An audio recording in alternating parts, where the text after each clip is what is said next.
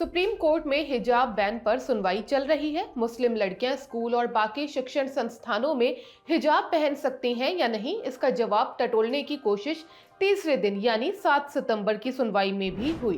Karnataka high court ने अपने एक फैसले में स्कूल में हिजाब पहनने पर पाबंदी लगाई थी, जिसके बाद मामला सुप्रीम कोर्ट पहुंचा।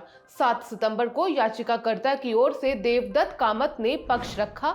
आज तक से जुड़ी अनीशा माथुर की रिपोर्ट के मुताबिक कामत ने शुरुआत उन सवालों का जवाब देने से की जो पिछली सुनवाई में पूछे गए थे। उन्होंने कहा, प्रतिबंध कानून व्यवस्था, नैतिकता, स्वास्थ्य कारणों के आधार पर लगाए जाते हैं।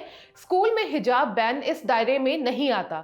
ऐसे में कर्नाटक हाईकोर्ट का फैसला वैध नहीं हो सकता, ना ही ये कोई संवैधानिक प्रतिबंध है।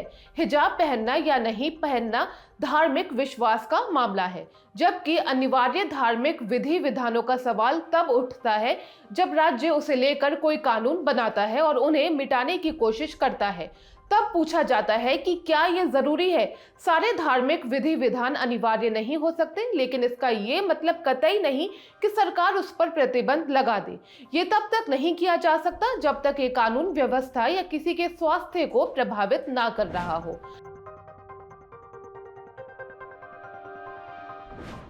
इससे पहले कामत ने कोर्ट में क्रॉस, जनेऊ, रुद्राक्ष का उदाहरण भी दिया था, जिसके जवाब में कोर्ट ने कहा था कि ये सब कपड़े के ऊपर नहीं पहने जाते, ये किसी को दिखाई नहीं देते। कोई भी छात्रों की यूनिफॉर्म उतरवा कर ये जांच करने नहीं जा रहा है कि उन्होंने कौन सा धार्मिक प्रतीक पहना है। कोर्ट ने आगे कहा कि कोई भी मुस्लिम लड़कियों को हिजाब पहनने से नहीं रोक रहा है। सवाल बस इतना है कि क्या स्कूल में इसे पहनने की अनुमति दी जा सकती है या नहीं।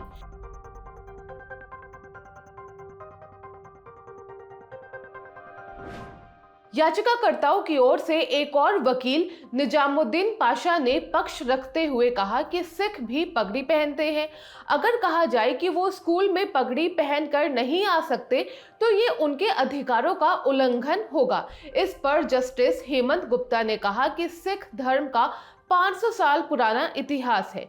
सिख धर्म की प्रथाएं देश की संस्कृति में अच्छी तरह से निहित हैं और इसका जिक्र भारतीय संविधान में भी है।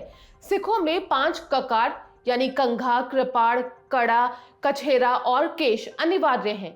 इसलिए सिखों के अधिकारों या प्रथाओं से तुलना करना ठीक नहीं है। जवाब में पाशा ने कहा कि 1400 सालों से हिजाब भी इस्लामिक परंपरा का हिस्सा रहा है, इसलिए हिजाब पर बैन लगाने वाला कर्नाटक हाईकोर्ट का निष्कर्ष गलत है।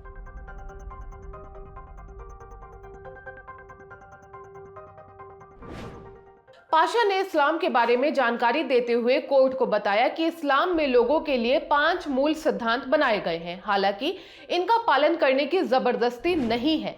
ये 5 मूल सिद्धांत हैं: नमाज, हज, रोजा, जकात और ईमान का पालन।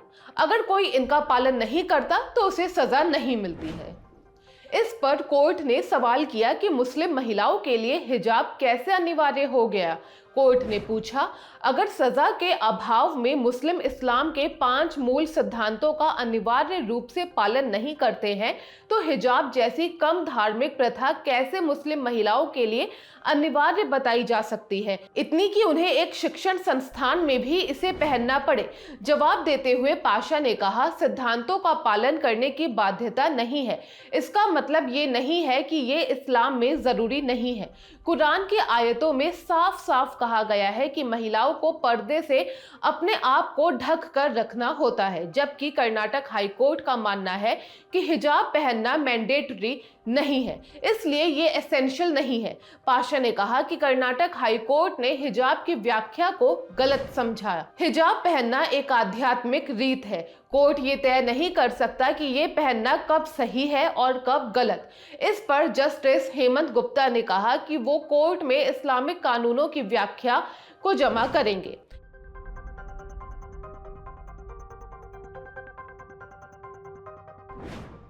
देवदत्त कामत ने एक और जरूरी सवाल का जवाब दिया। कामत ने कहा कि एक सवाल ये पूछा गया कि सिर पर स्कार्फ बांधने की अनुमति दे दी जाती है तो कल को कुछ छात्र कहेंगे कि उन्हें भगवा गमछा पहनना है।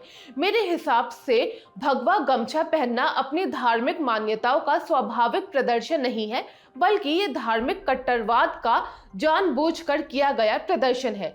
ये ऐसा है कि अगर आप हिजाब पहनोगे तो मैं अपनी धार्मिक पहचान बचाने के लिए कुछ पहनूंगा। संविधान का अनुच्छेद 25 इसे सुरक्षित नहीं करता है।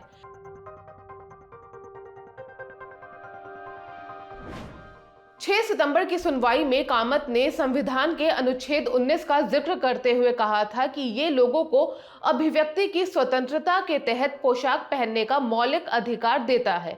हिजाब पहनने वाली याचिकाकर्ता इस बात से सहमत है कि इस अधिकार पर उचित प्रतिबंध होंगे और वे यूनिफॉर्म पहनने का विरोध नहीं कर रही हैं, बल्कि इसके साथ बस हिजाब पहनने की मांग कर रही हैं। इसके जवाब में जस्टिस गुप्ता ने कहा कि आप इसे अनंत अंत तक नहीं ले जा सकते। क्या पोशाक पहनने के अधिकार में कपड़े उतारने का भी अधिकार शामिल होगा? इस पर कामत ने कहा, कोई भी स्कूल में कपड़े नहीं उतार रहा है। इस मामले पर अगली सुनवाई 12 सितंबर को होगी। अभी तक याचिकाकर्ताओं की ओर से वकील देवदत्त कामत और निजाम पाशा ने दलीलें रखी हैं। 12 सितंबर को याचिकाकर्ताओं की ओर से सलमान खुर्शीद दलील रखेंगे। इस खबर के बारे में आपकी क्या राय है, जरूर बताइएगा हमारे कमेंट बॉक्स में। ये खबर आपके लिए लिखी थी हमारे साथी सोनल ने। कैमरे के पीछे है सचिन। आप देख रहे हैं ऑर्डिनरी। शुक्रिया।